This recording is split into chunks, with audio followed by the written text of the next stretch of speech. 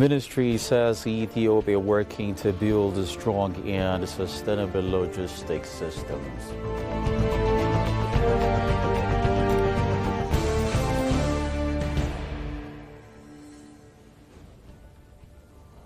In Nigeria, eyes restored of 4 oil refineries by end of 2024.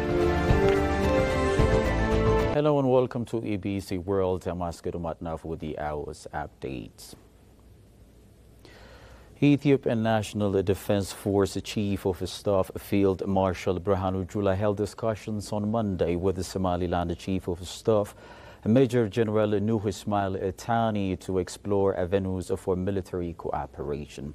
The Somaliland military delegation, led by Chief of Staff Thani, received a warm welcome during their arrival at the ENDF headquarters. During the meetings, Field Marshal Birhanu and Somaliland's Chief of Staff Major General Nuh Ismail Tani deliberated on various aspects of military cooperation between the two entities, said the Ethiopian National Defense Force. The latest Memorandum of Understanding for Partnership and Cooperation endorsed by Prime Minister Abiy Ahmed and President Muse Bihi Abdi last week encompasses broad areas of collaboration spanning social, economic, political, and military realms.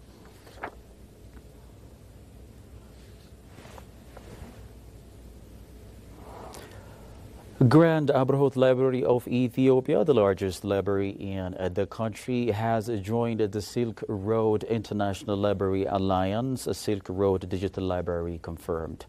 The Grand Abrahot Library in Addis Ababa, Ethiopia, officially opened in January 2022, has joined the Silk Road International Library Alliance. As the largest library in Ethiopia, spanning 19,000 square meters and built at a cost of over 1.1 billion, it stands as a symbol of learning and enlightenment. The Grand Abrahot Library's inclusion in the Srila signifies its commitment to fostering knowledge, exchange, and collaboration on an international scale. The library serves as a symbol of learning and enlightenment, offering a diverse range of resources, promoting community engagement and innovation. With its membership, the Grand Abrahot Library joins a network of 4,314 institutions that are part of the Silk Road International Library Alliance. This alliance aims to facilitate cooperation and cultural exchange among libraries along the historic Silk Road, promoting the sharing of knowledge and ideas across borders.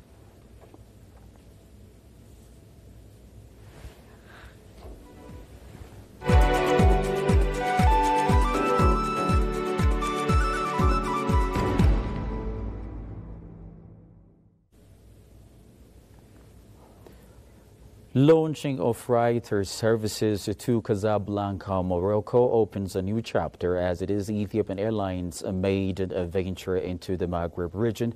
As part of its global freighter network, Ethiopian Airlines Group CEO Mesfin Tasso stressed. Ethiopian Cargo and Logistics Services confirmed that it has finalized the preparations to launch freighter services to Casablanca, Morocco, marking its maiden venture into the Maghreb region as of today, the 9th of January 2024. In that regard, Casablanca has become the airline's 35th freighter destination in Africa.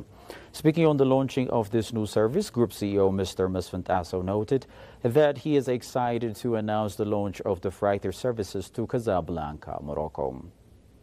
The new service opens a new chapter as it is our maiden venture into the Maghreb region as part of the global freighter network. He reminded that this addition increases the airline's total African freighter destinations to 35th and boosts its commitment to delivering reliable and efficient operator in Africa and a key air cargo service provider globally. Ethiopian Airlines will continue expanding its services around the world by opening new routes to facilitate global trade and the flow of goods, the group CEO asserted. The freighter services to Casablanca is operated using the modern Boeing 777-200F cargo aircraft with a payload capacity of more than 100 tons.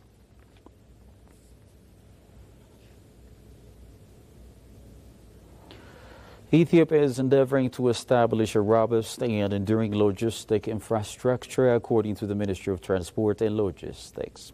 This information surfaced during a half-day validation workshop on Ethiopia's Logistic Master Plan Phase First Diagnostic, commencing today and hosted by the Ethiopian Maritime Authority. Speaking at the validation workshop, the State Minister of Transport and Logistics, Dengu Boru, said his government is striving to forge a resilient and sustainable logistic framework. The master plan, according to him, will contribute in improving the effectiveness of the Ethiopian logistics sector. The master plan, according to him, will contribute in improving the effectiveness of the Ethiopian logistics center. Stressing the importance of improving the logistics sector, he said this first phase of Ethiopian logistic master plan will help identify missions, implement major projects in the sector, and have a common understanding to increase global competitiveness. The State Minister further mentioned about the pivotal role being played by the logistics sector for the country's economic development, emphasizing the need to regularly update the plan to ensuring its effectiveness.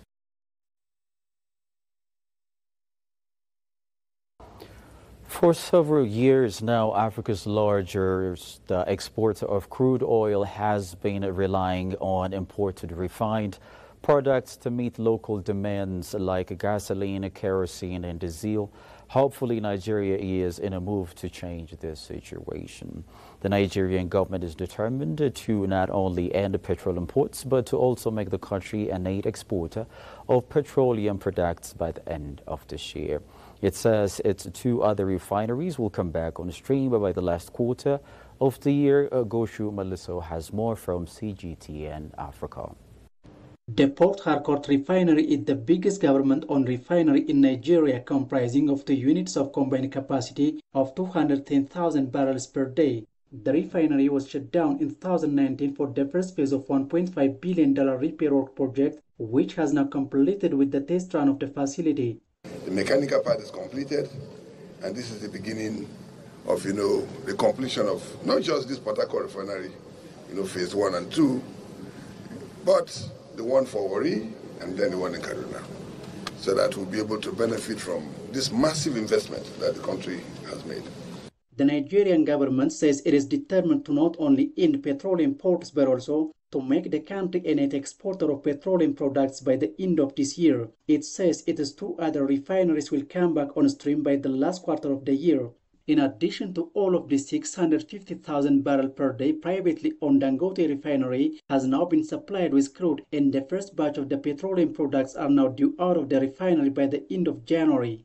When we are done with our own refineries and the Dangote refinery, very many other small initiatives that we are doing, small, modular, condensate refineries that we are building, if that happens, and we are very optimistic it will happen, you will see that this country will now be a net exporter. As a matter of fact, it will be a hub of export of petroleum products, not just to the West African sub-region, but to the rest of the world. This will happen. The flow of supply will change. So far, the government is working the talk. Things are gradually coming together and the horizon looks bright. Presently, there's no fuel being produced in Nigeria at all.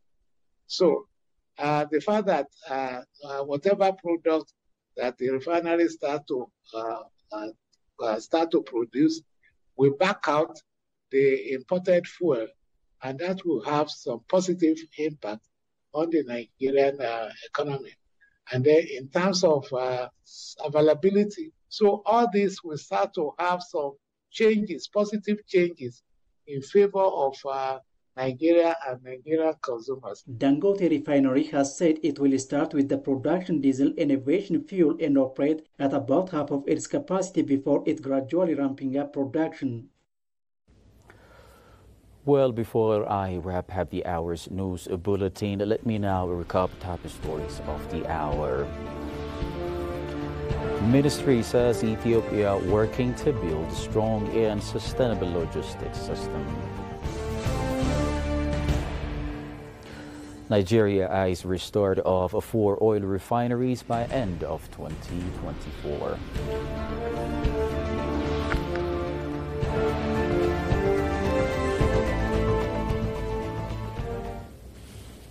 Well, that's all we have for the hour's news bulletin update. I'm Asked Nafu. Thanks for watching. You could stay here on ABC World.